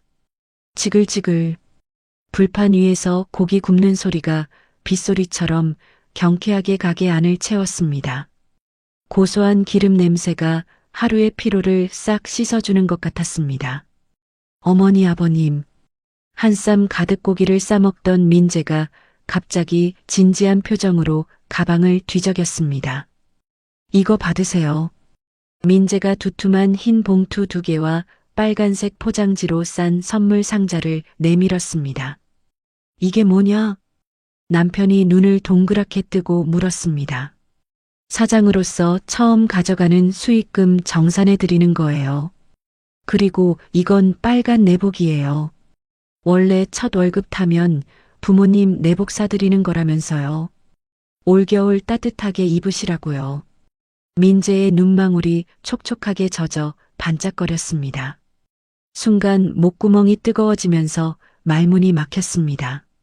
친자식이라는 놈은 부모 재산 뺏고 갖다 버렸는데 피 한 방울 안 섞인 이 청년은 첫 수익금으로 내복을 사오다니요. 이 기막힌 대조에 가슴이 미어지는 것 같았습니다. 이 녀석이 정말 돈 쓸 데가 얼마나 많은데 이런 걸 사와. 남편이 말을 잇지 못하고 민재를 와락 끌어안았습니다. 고맙다, 민재야. 내 평생 입은 옷 중에 제일 귀한 옷이다. 남편의 목소리가 파르르 떨렸습니다. 여보, 우리 정말 성공했어. 그 지옥 같은 폐차장에서 살아 돌아와서 이렇게 따뜻한 밥을 먹네. 저는 떨리는 손으로 2사람의 잔에 술을 따랐습니다. 그때는 정말 끝이라고 생각했는데 저는 눈물 섞인 웃음을 지으며 말했습니다. 그때가 엊그제 같은데 벌써 이렇게 됐네. 다 당신 덕분이야, 영순아. 남편이 제 손을 잡고 고개를 끄덕였습니다. 앞으로 돈 많이 벌어서 건물도 사고 체인점도 내요. 제가 2분 평생 호강시켜 드릴게요. 민재가 신이 나서 주먹을 불끈 쥐고 소리쳤습니다. 그래, 그렇게 하자. 천하의 강민재 사장 믿고 간다. 저희는 힘차게 잔을 부딪혔습니다. 짠! 경쾌한 유리잔 부딪히는 소리와 함께 웃음소리가 가게 안을 가득 채웠습니다. 행복이라는 게 별거겠습니까? 좋은 사람들과 맛있는 거 먹고 웃을 수 있으면 그게 천국이지요. 하지만 그 행복도 잠시였습니다. 설거지를 하다가 무심코 창밖을 내다본 저는 소스라치게 놀라 그릇을 놓칠 뻔했습니다. 가게 건너편 어둠 속에 낯익은 검은색 고급 세단 한 대가 비상등을 켠 채 서 있었기 때문입니다. 성훈이가 타고 다니던 그 차와 똑같은 차종이었습니다. 순간 가슴 한구석이 서늘해지며 등골에 식은 땀이 흘렀습니다. 불길한 예감을 떨쳐내려 애썼지만 가슴은 쿵쾅거리고 손끝은 차가워졌습니다. 먹구름이 몰려오고 있었습니다. 며칠이 지나고 점심 장사 준비로 분주한데 가게 전화벨이 요란하게 울렸습니다. 네, 민재네 만두입니다. 민재가 밝은 목소리로 전화를 받았습니다. 그런데 통화를 하는 민재의 표정이 점점 굳어지더니 흑빛으로 변해갔습니다. 네, 가게 인수 제한이라니요? 민재가 수화기를 맞고 당황한 눈빛으로 저희를 돌아봤습니다. 저는 설마 했던 일이 벌어졌음을 직감하고 단호하게 고개를 저었습니다. 절대 안 된다는 신호였습니다. 죄송하지만 저희는 가게 팔 생각 없습니다. 프랜차이즈 같은 거 안 합니다. 민재가 제 눈빛을 읽고 단호하게 말했습니다. 아니, 조건을 들어보시기라도 하라니까요. 금액은 섭섭지 않게 쳐드립니다. 수화기 너머로 들리는 목소리는 끈질기고 집요했습니다. 안 팝니다. 끊겠습니다. 민재가 신경질적으로 전화를 끊어버렸습니다. 대기업이라더니 무슨 예의가 이래? 다짜고짜 가게 넘기라고 난리네. 민재가 투덜거렸습니다. 이제 시작됐구나. 남편이 낮은 목소리로 중얼거렸습니다. 다음 날부터 가게 앞에 이상한 일이 벌어지기 시작했습니다. 덩치가 산만한 험상궂은 남자들 서너 명이 가게 입구를 막고 서서 담배를 피우며 침을 뱉어댔습니다. 손님들이 무서워서 들어오려다가 발길을 돌렸습니다. 저기요, 좀 비켜주세요. 영업 방해하지 말고 가세요. 참다 못한 민재가 나가서 남자들에게 따졌습니다. 뭐, 영업 방해? 우리 그냥 공공장소에 서 있는 건데 뭐가 문제야? 문신을 한 남자가 코웃음을 치며 민재 앞을 가로막았습니다. 일부러 손님 못 들어오게 막고 있잖아요. 경찰 부를 거예요. 민재가 지지 않고 목소리를 높였습니다. 부르라고. 증거 있어? 우린 법 어긴 거 하나도 없어. 남자들이 킬킬거리며 민재를 위협했습니다. 가게 안에서 그 모습을 지켜보던 저는 피가 거꾸로 솟는 것 같았습니다. 저 짐승만도 못한 놈들. 저는 이를 악물고 주먹을 쥐었습니다. 성훈이가 보낸 거야. 가게를 못 뺏으면 망하게 하려는 수작이지. 남편이 분노를 억누르며 낮게 말했습니다. 여보, CCTV 사각지대 없게 더 달아야겠어. 증거를 하나하나 다 모아야 해. 남편이 눈을 번뜩이며 가게 곳곳을 살폈습니다. 며칠 뒤 또다시 가게 전화벨이 울렸습니다. 이번에는 느낌이 달랐습니다. 전화기 너머로 살기가 느껴졌습니다. 강민재 사장님 계십니까? 얼음장처럼 차갑고 냉랭한 목소리였습니다. 접니다만 누구시죠? 민재가 퉁명스럽게 대답했습니다. 소울푸드 개발팀장입니다. 말귀를 못 알아들으시는 것 같아서 내일 직접 찾아뵙겠습니다. 그 목소리, 제 귀에 못이 박히도록 익숙한, 하지만 이제는 저주스러운 그 목소리였습니다. 박성훈, 제 아들놈이었습니다. 오실 필요 없습니다. 안 판다고 말씀드렸잖아요. 민재가 소리쳤습니다. 주제 파악 못하고 설치는 젊은 사장을 직접 밟아줘야 정신을 차리겠더군요. 좋은 말로 할 때 기회를 잡는 게 좋을 겁니다.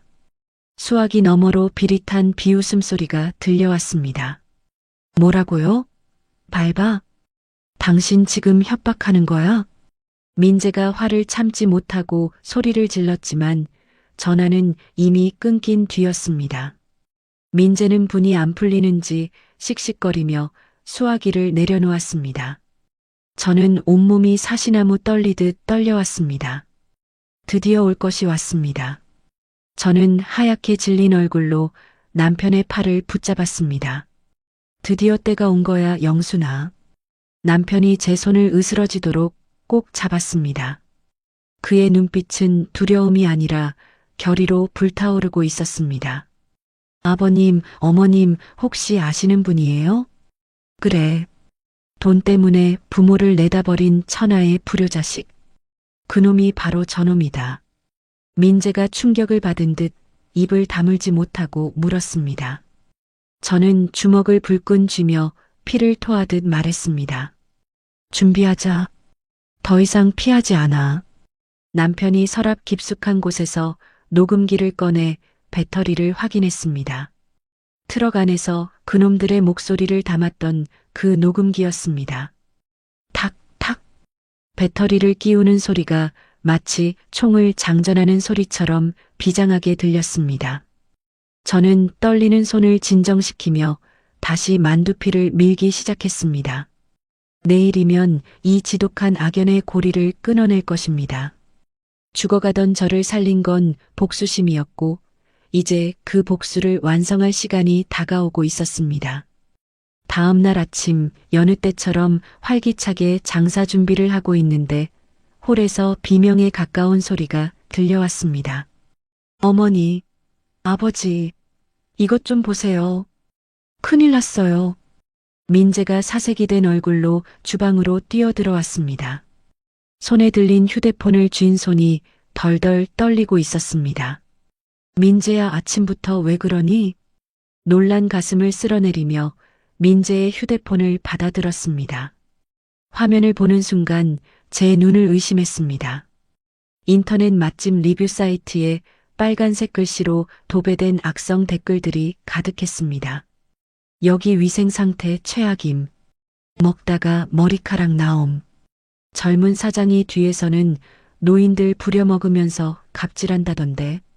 재료도 쓰레기 같은 거 쓴다네요. 절대 가지 마세요. 하나하나 읽어 내려갈수록 가슴이 쿵쾅거리고 손이 부들부들 떨렸습니다. 이게 무슨 날벼락이야? 우리가 얼마나 깨끗하게 하는데 머리카락이라니. 거짓말이야. 이건 다 새빨간 거짓말이야. 저는 억울함에 복받쳐 입을 틀어막고 소리쳤습니다. 매일 새벽같이 나와 찜통을 닦고 또 닦으며 파리 한 마리 얼씬 못하게 관리해 왔는데 이런 모함을 받으니 피가 거꾸로 솟는 것 같았습니다. 이건 단순한 악플이 아니야. 누군가 작정하고 덤비는 거야. 조직적인 방해 공작이라고. 남편이 휴대폰을 낚아채듯 가져가 댓글들을 꼼꼼히 확인했습니다. 미간을 찌푸린 남편의 눈빛이 매섭게 빛났습니다. 아이디들을 봐. 생성된 날짜도 비슷하고 말투도 다 똑같아. 몇 놈이서 아이디 여러 개 돌려가며 여론 조작하는 게 분명해. 남편이 이를 바드득 갈았습니다. 그때였습니다. 위생과에서 나왔습니다. 가게 문이 거칠게 열리며 완장을 찬 공무원 서너 명이 들이닥쳤습니다. 점심시간이라 식사를 하던 손님들이 깜짝 놀라 수저를 내려놓았습니다. 위생 점검이요? 갑자기 예고도 없이 왜요? 민재가 당황해서 앞을 가로막았습니다. 민원이 빗발쳐서 긴급 점검 나왔습니다. 비키세요. 주방부터 확인하겠습니다. 공무원들이 민재를 거칠게 밀치고 주방으로 성큼성큼 들어왔습니다. 아니, 이러시면 안 되죠. 손님들 식사하시는데. 민재가 소리쳤지만 그들은 들은 척도 하지 않았습니다. 냉장고 문을 벌컥벌컥 열고 식재료통을 뒤집으며 마치 범죄 현장을 수색하듯 가게를 휘저어 놓았습니다.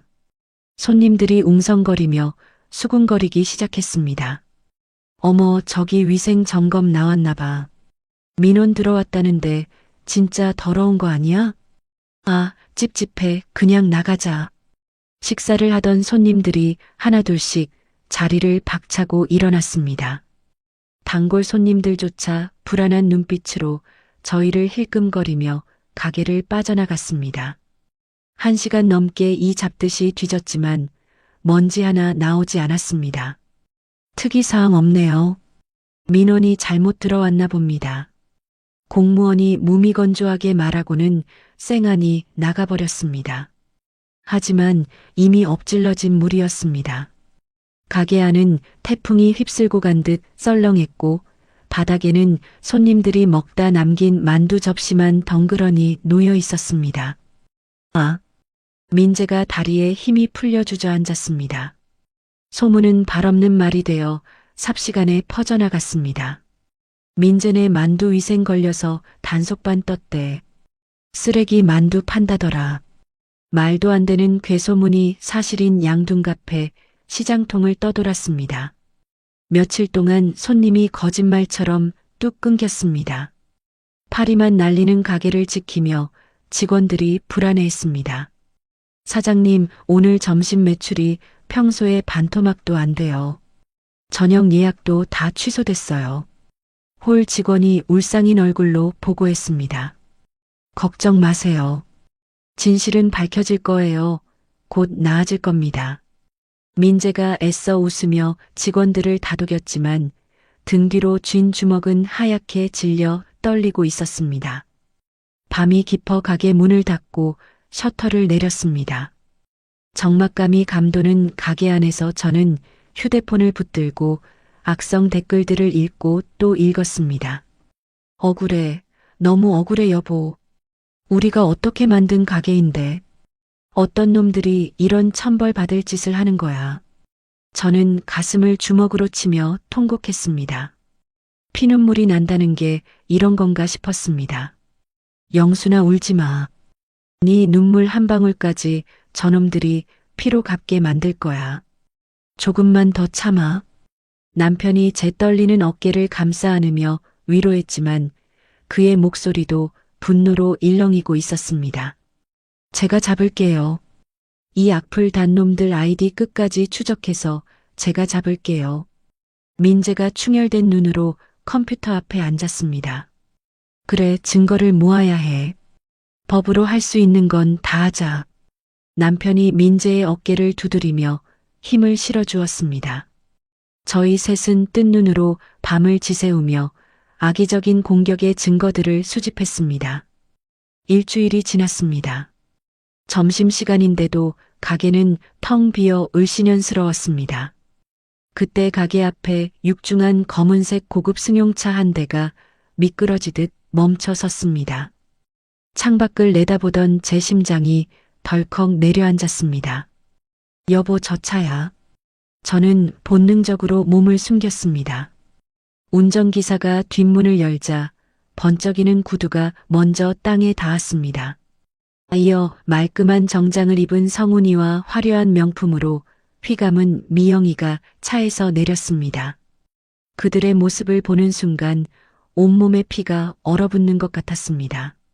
내 뱃속으로 낳은 자식이지만 지금은 저승사자보다 더 무서운 존재였습니다. 여보, 어떻게 성훈이가 왔어. 저는 사시나무 떨듯 떨며 남편의 팔을 붙잡았습니다. 알아, 나도 봤어. 침착해, 영순아. 우린 아직 나서면 안 돼. 남편이 제 손을 꽉 쥐어주며 주방 안쪽 사각지대로 저를 이끌었습니다. 딸랑. 가게 문이 열리고 성훈이와 미영이가 들어왔습니다. 가게 안을 둘러보는 그들의 눈빛에는 비열함이 가득했습니다. 역시 관리가 엉망이네. 이러니 파리만 날리지. 성훈이가 혀를 차며 가게 바닥을 구두코로 툭툭 쳤습니다. 여보, 냄새도 좀 이상해. 기름 쩐내 같은 게 나. 어우, 격 떨어져. 미영이가 코앞에 손을 휘휘 저으며 인상을 찌푸렸습니다. 그 뻔뻔하고 오만한 태도에 구역질이 올라왔습니다. 여기 사장, 강민재 어디 있어? 사장 나오라고 해. 성훈이가 가게가 떠나가라 큰 소리로 외쳤습니다. 저는 주방 문틈으로 숨을 죽인 채 그들을 지켜보았습니다. 성훈이는 예전보다 살이 좀 올랐지만 눈빛은 더 독해져 있었고 미영이는 명품 가방을 들고 거만하게 서 있었습니다. 여기 있습니다. 제가 강민재입니다. 민재가 앞치마를 벗으며 당당하게 홀로 나갔습니다. 네가 사장이야? 생각보다 더 어리네. 성훈이가 민재를 머리부터 발끝까지 훑어보며 비웃었습니다. 무슨 일로 오셨습니까? 손님은 아니신 것 같은데요. 민재가 정중하지만 뼈 있는 말투로 물었습니다. 본론만 말하지. 가게 인수하러 왔다. 어차피 안 좋은 소문나서 곧 망할 가게 아니야? 더 망하기 전에 헐값에 넘겨. 이 정도면 자선사업 수준인 줄 알아. 성훈이가 품 안에서 계약서를 꺼내 민재의 가슴팍에 툭 던졌습니다. 종이들이 바닥에 흩어졌습니다. 그 무례함에 제 주먹에 절로 힘이 들어갔습니다. 영순아, 조금만 더. 이제 끝낼 시간이 다가온다. 남편이 제 귀에 낮게 속삭였습니다. 저는 고개를 끄덕이며 살기가 뿜어져 나오는 눈으로 성훈이를 노려보았습니다. 미영이가 호기심 어린 눈으로 주방 쪽을 힐끔거렸습니다. 여보, 저 주방도 좀 봐. 일하는 늙은이들도 굼뜨고 지저분해 보여. 저러니 위생 점검에 걸리지. 미영이가 저희 등 뒤에 대고 들으라는 듯이 큰 소리로 떠들었습니다. 저희는 필사적으로 등을 돌리고 일하는 척하며 그 모욕을 견뎌냈습니다. 그들은 자신들이 짐짝처럼 내다버린 부모가 바로 코앞 저 얇은 주방 문 하나 사이에 있다는 사실을 꿈에도 몰랐습니다. 죄송하지만 가게 안 팝니다. 돌아가 주십시오. 민재가 흩어진 서리를 밟으며 단호하게 말했습니다. 뭐? 너 지금 상황 파악이 안 되냐? 성훈이의 얼굴이 순식간에 일그러졌습니다. 상황 파악은 그쪽이 하셔야죠. 당신 같은 악덕 기업한테는 절대 안 팝니다. 내 눈에 흙이 들어가도 안 팔아요. 민재가 성훈이의 눈을 똑바로 쳐다보며 또박또박 말했습니다. 이 건방진 자식이 어린 놈이 어디서 눈을 동그랗게 뜨고 대들어? 성훈이가 격분하여 민재의 가슴을 거칠게 밀쳤습니다. 흑! 민재가 뒤로 휘청거렸습니다. 말로 하세요. 왜 사람을 치고 그러세요? 직원들이 놀라서 달려와 말렸습니다. 닥쳐.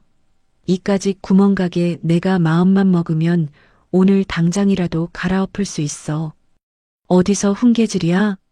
성훈이가 직원들에게 삿대질을 하며 욕설을 퍼부었습니다. 당신이야말로 나가세요. 영업 방해로 신고하기 전에 나가. 민재가 참다 못해 성훈이의 멱살을 잡으려 했습니다. 어딜 감히 몸에 손을 대?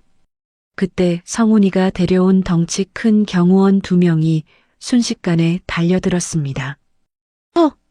경호원들이 민재의 양팔을 뒤로 꺾어 제압했습니다. 이거나 놓으란 말이야. 민재가 몸부림쳤지만 역부족이었습니다. 야! 가게에 남아있던 몇 안 되는 손님들이 비명을 지르며 밖으로 도망쳤습니다. 테이블이 넘어지고 의자가 나뒹굴며 가게 안은 순식간에 아수라장이 되었습니다. 더 이상 못 참아. 애를 저렇게 잡는데 내가 어떻게 가만히 있어. 저는 앞치마를 벗어 던지고 주방 문을 박차고 나가려 했습니다.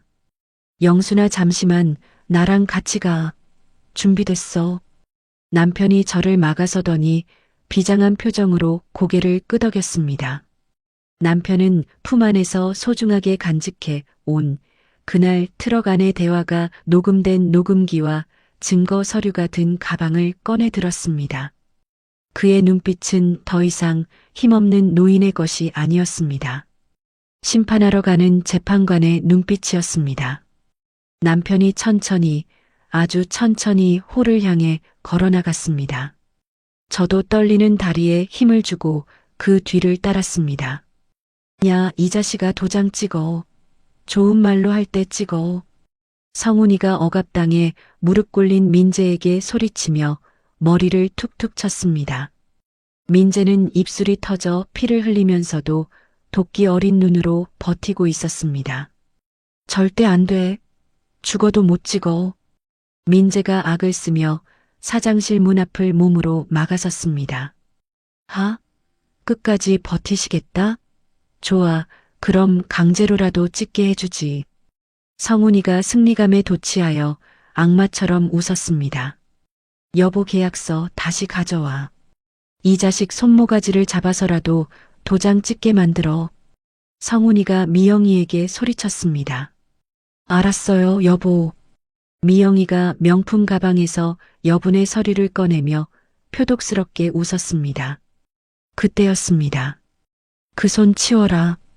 가게 안을 쩌렁쩌렁 울리는 굵고 낮은 목소리가 울려 퍼졌어요. 성훈이와 미영이 그리고 직원들의 시선이 일제히 주방 쪽으로 쏠렸습니다. 저와 남편은 마치 지옥에서 돌아온 저승사자처럼 천천히, 아주 천천히 홀을 향해 걸어 나갔습니다. 한 걸음 한 걸음 내디딜 때마다 바닥이 울리는 것 같았습니다. 성훈이와 미영이 그리고 험상궂은 경호원들이 가로막고 있는 민재 뒤로 저희 부부가 그림자처럼 섰습니다. 뭐야 당신들은? 주방 아줌마랑 아저씨가 어딜 끼어들어? 성훈이가 짜증 섞인 얼굴로 고개를 돌려 저희를 올려다보았습니다.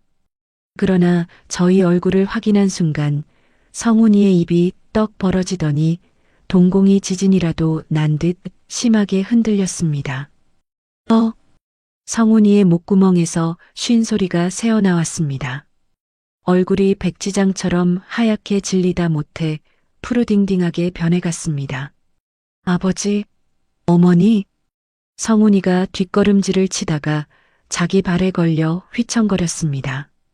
손에 들고 있던 계약서 뭉치가 힘없이 바닥으로 후두둑 떨어져 흩어졌습니다.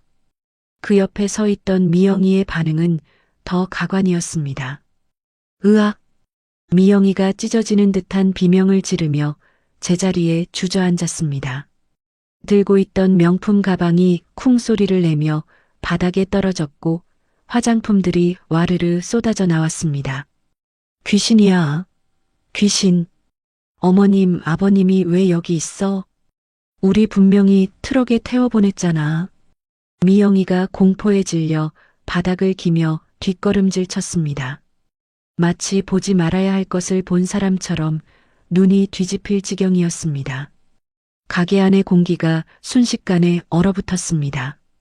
직원들도 숨죽이고 있던 손님들도 얻어맞은 민재도 모두 숨을 멈추고 이 기막힌 상황을 지켜보았습니다. 귀신이라니 섭섭하구나. 만져보거라. 아직도 따뜻한 손이지 않니?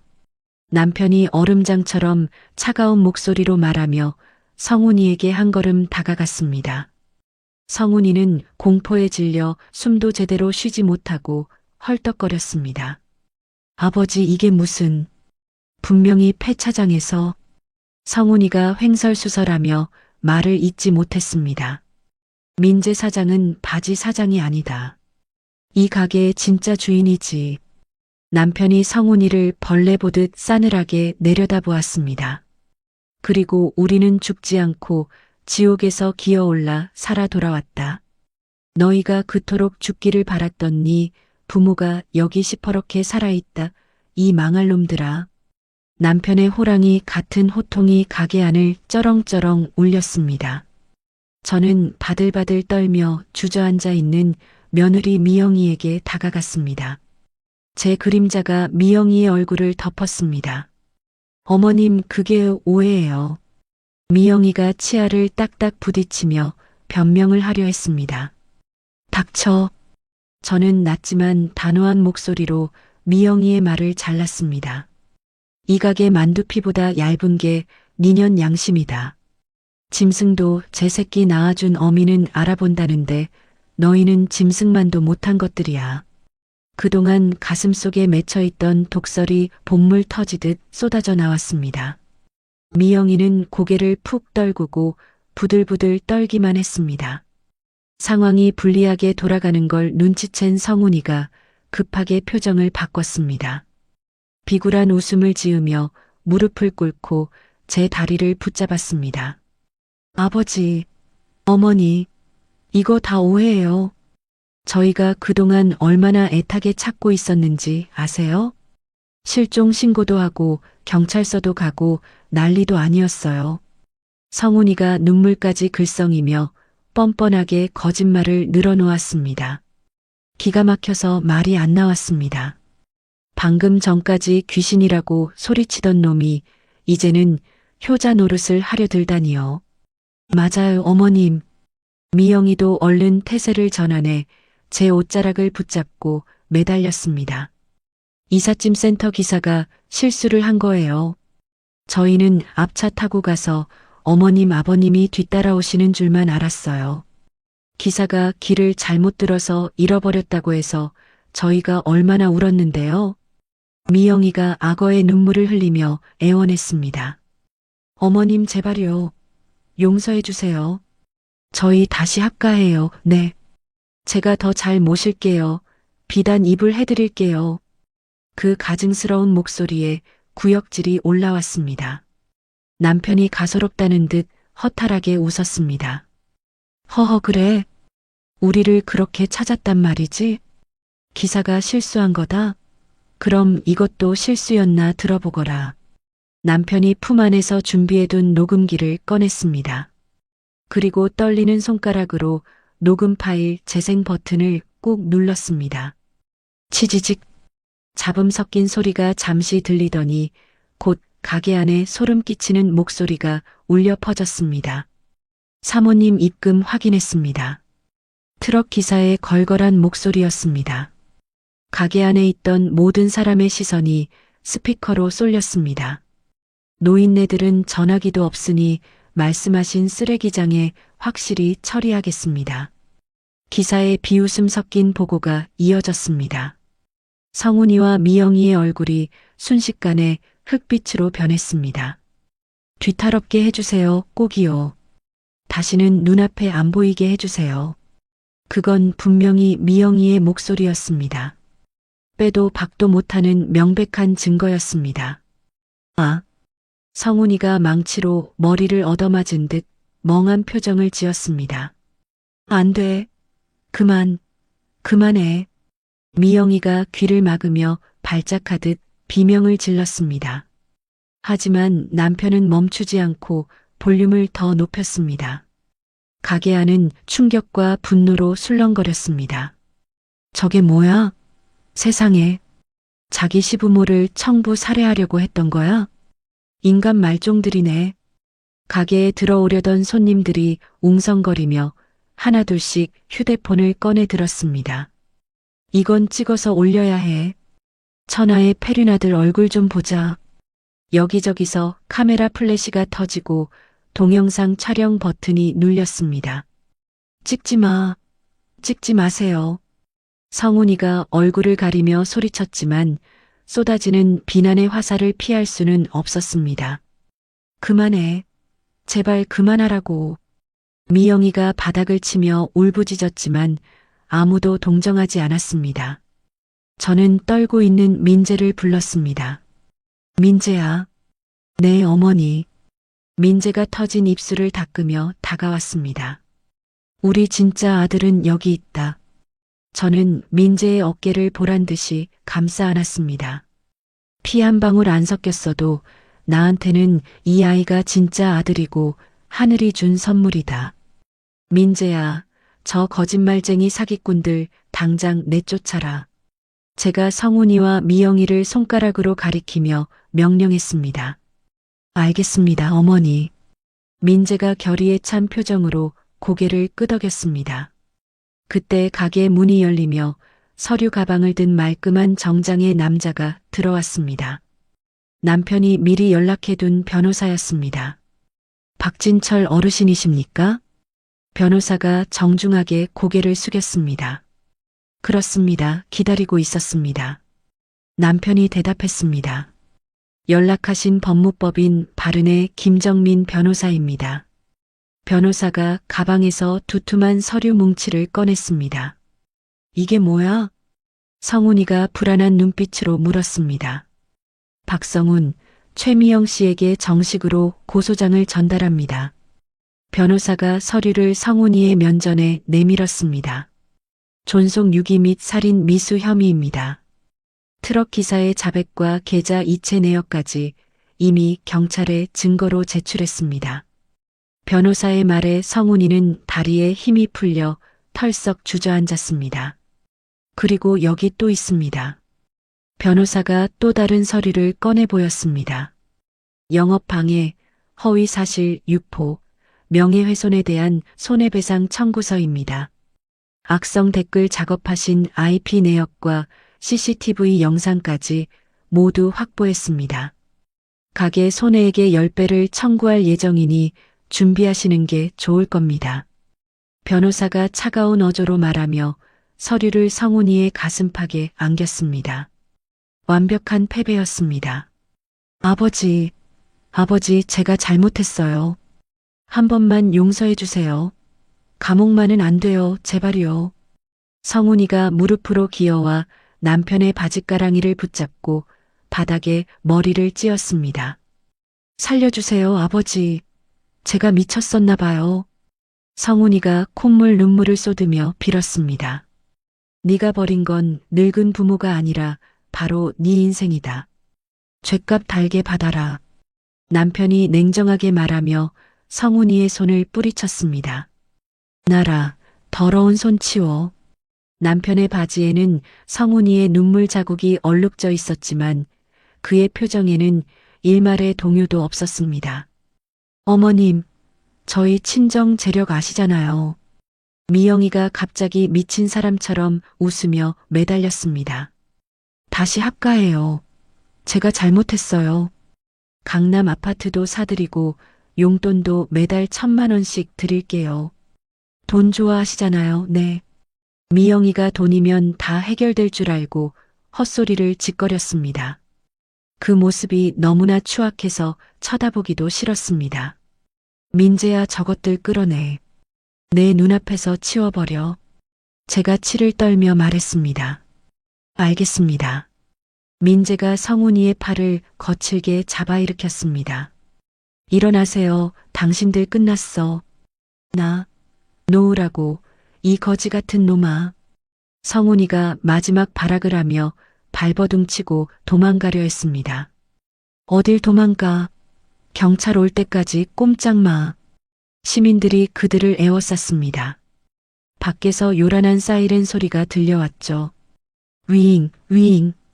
경찰차 2대가 가게 앞에 멈춰 섰습니다.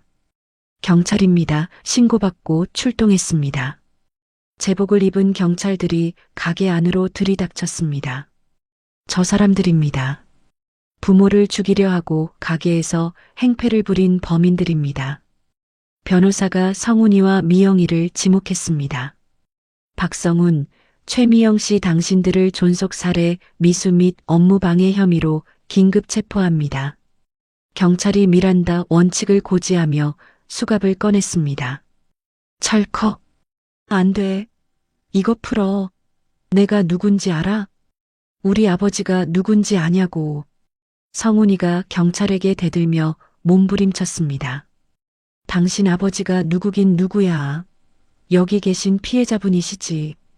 경찰이 성훈이를 제압하며 호통을 쳤습니다. 으아, 안 돼. 내 인생 이렇게 끝날 수 없어. 미영이가 수갑을 찬 채 바닥에 드러누워 발광했습니다. 인간 쓰레기 같은 놈들. 천벌을 받을 놈들. 가게 안팎에 모인 사람들이 손가락질하며 욕을 퍼부었습니다. 누군가는 소금을 뿌리기도 했습니다. 성훈이와 미영이는 수많은 사람의 비난과 멸시 속에 개처럼 끌려 경찰차에 태워졌어요. 파란색 경광등이 번쩍이며 경찰차가 출발했습니다. 저는 경찰차가 멀어지는 모습을 멍하니 지켜보았습니다. 눈물이 왈칵 쏟아질 줄 알았는데 이상하게도 눈물은 나오지 않았습니다. 대신 가슴 한구석을 꽉 막고 있던 체증이 쑥 내려가는 듯한 깊은 한숨이 나왔습니다. 후, 끝났어, 영순아. 남편이 제 어깨를 감싸 안았습니다. 그의 손도 가늘게 떨리고 있었습니다. 이제 정말 끝났네요, 여보. 지긋지긋한 악연의 고리를 우리 손으로 끊어냈어요. 저는 남편의 가슴에 기대어 안도의 숨을 내쉬었습니다. 그때였습니다. 짝짝짝짝. 가게 안에서 누군가 박수를 치기 시작했습니다. 한두 명이 시작한 박수는 곧 가게 전체로 퍼져나갔습니다. 잘하셨어요, 어르신. 정말 대단하세요. 속이 다 시원합니다. 직원들과 손님들이 저희를 향해 뜨거운 박수와 환호를 보내주었습니다. 그 따뜻한 응원에 코끝이 찡해졌습니다. 어머니, 아버지. 민재가 눈물범벅이 된 얼굴로 다가와 저희 둘을 와락 껴안았습니다. 고생했어, 우리 아들. 네 덕분에 우리가 살았다. 고맙다, 민재야. 정말 고맙다. 저는 민재의 넓은 등을 토닥이며 참았던 눈물을 흘렸습니다. 슬픔의 눈물이 아니라 기쁨과 감사의 눈물이었습니다. 저희 셋은 서로의 체온을 느끼며 한참 동안 엉엉 소리 내어 울었습니다. 비로소 진짜 가족이 완성되는 순간이었습니다. 일주일 후였습니다. 저는 거실 소파에 앉아 무심코 TV를 켰습니다. 저녁 뉴스가 흘러나오고 있었습니다. 식품회사 팀장 박성훈 씨가 부모 유기 혐의로 구속되었습니다. 아나운서의 건조한 목소리가 거실을 채웠습니다. 화면에 수갑을 찬 채 고개를 푹 숙인 성훈이의 얼굴이 비쳤습니다. 회사 측은 박 씨를 즉시 해고했으며 업계에서도 영구 퇴출될 전망입니다. 곧이어 며느리 미영이의 모습도 화면에 잡혔습니다. 함께 구속된 며느리 최미영 씨는 수억 원의 빚과 사치 생활이 드러나 이혼 소송을 당했습니다. 명품으로 휘감았던 모습은 온데간데 없고 초라한 몰골이었습니다. 저는 그 뉴스를 멍하니 바라보았습니다. 이상하게도 눈물도 분노도 나오지 않았습니다. 그저 마음이 텅 빈 것처럼 고요했습니다. 저는 미련 없이 리모컨을 눌러 채널을 돌렸습니다. 깔깔거리는 예능 프로그램 소리가 흘러나왔습니다. 영수나 옥상 올라와. 남편의 밝은 목소리가 들렸어요. 옥상으로 올라가니 남편과 민재가 텃밭에서 고추를 따고 있었습니다. 어머니, 올해 고추 농사 대박이에요. 민재가 빨갛게 익은 고추를 들어 보이며 환하게 웃었습니다. 그러게 이걸로 소스 만들면 딱이겠네.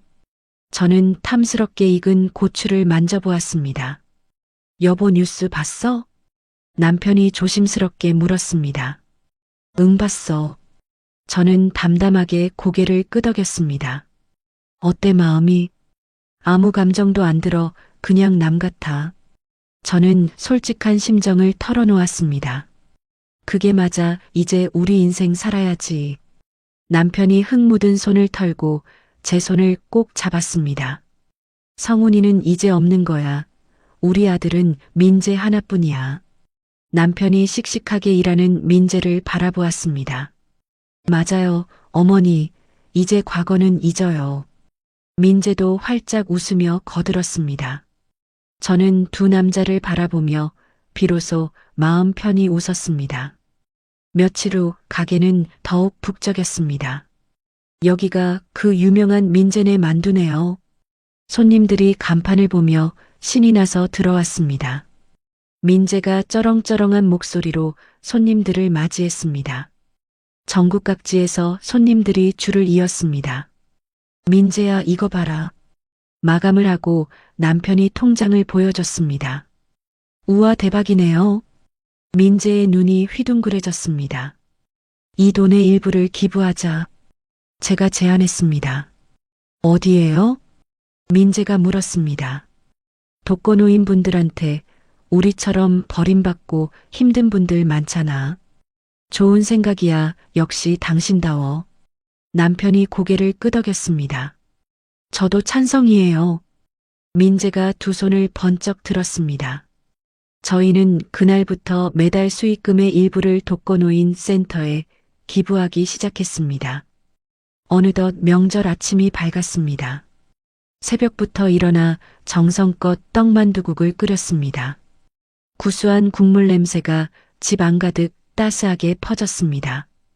어머니 안녕히 주무셨어요? 민재가 방에서 나왔습니다. 말끔한 양복을 차려입은 모습이 아주 듬직했습니다. 우리 아들 오늘따라 더 멋있네. 저는 민재를 흐뭇하게 바라보았습니다. 아버지 어머니 세배 올리겠습니다. 민재가 공손하게 큰 절을 올렸습니다. 새해 복 많이 받으세요. 민재의 목소리가 또렷하게 울렸습니다. 오냐, 우리 민재도 복 많이 받아라. 남편이 덕담을 건넸습니다. 올해도 우리 셋 건강하고 행복하게 지내자. 저는 두툼한 세뱃돈 봉투를 민재에게 건넸습니다. 감사합니다. 민재가 아이처럼 환하게 웃었습니다. 자, 이제 떡만두국 먹자. 김이 모락모락 나는 그릇들을 식탁에 놓았습니다. 우와, 진짜 맛있겠다. 민재가 숟가락을 들었습니다. 저희 셋은 오순도순 식탁에 둘러앉았습니다. 민재야, 만두 더 먹어. 저는 민재 그릇에 왕만두를 더 넣어 주었습니다. 어머니도 드세요. 민재가 제 그릇에도 만두를 덜어 주었습니다. 아버지도요. 민재가 진철이 그릇에도 만두를 챙겨 주었습니다. 고맙다, 우리 아들. 남편이 민재의 머리를 쓰다듬었습니다. 핏줄은 한 방울도 섞이지 않았지만 서로를 아끼고 위하는 마음만으로 저희는 누구보다 끈끈한 진짜 가족이 되었습니다. 멀리 가게 간판의 불빛이 눈 속에서 따스하게 켜져 있었습니다. 민재네 만두라는 글씨가 환하게 빛났습니다. 행복해요, 정말. 민재의 눈시울이 붉어졌습니다. 우리도 그래. 저는 민재의 손을 꼭 잡았습니다. 남편도 그 위에 자신의 손을 포겠습니다. 앞으로도 영원히 이렇게 함께하자. 남편이 다짐하듯 말했습니다. 네, 영원히요. 민재가 힘차게 고개를 끄덕였습니다. 저는 두 남자의 행복한 얼굴을 번갈아 바라보았습니다. 폐차장에서 비를 맞으며 떨던 그날이 주마등처럼 스쳐 지나갔습니다. 그때는 세상이 끝난 줄 알았는데 이제 보니 비로소 제 인생에 진짜 봄이 찾아온 것이었습니다. 부엌 찜기에서 하얀 김이 피어올랐습니다. 저희의 앞날도 저 김처럼 따뜻하고 희망찰 것입니다. 창밖에는 축복처럼 눈이 내리고 우리 가족의 새로운 이야기는 이제 막 시작되고 있었습니다. 여기까지가 제 이야기입니다. 인생은 참 알 수 없는 것 같아요. 가장 밑바닥까지 떨어졌을 때 진짜 가족을 만났으니까요. 혹시 지금 힘든 시간을 보내고 계신 분이 있다면 포기하지 마세요. 저처럼 뜻밖의 행복이 찾아올 수도 있으니까요. 피보다 진한 건 함께 흘린 땀과 눈물이더라고요. 이야기를 끝까지 들어주신 분이 계시다면 잘 들었다고 댓글 하나만 남겨주세요. 감사합니다.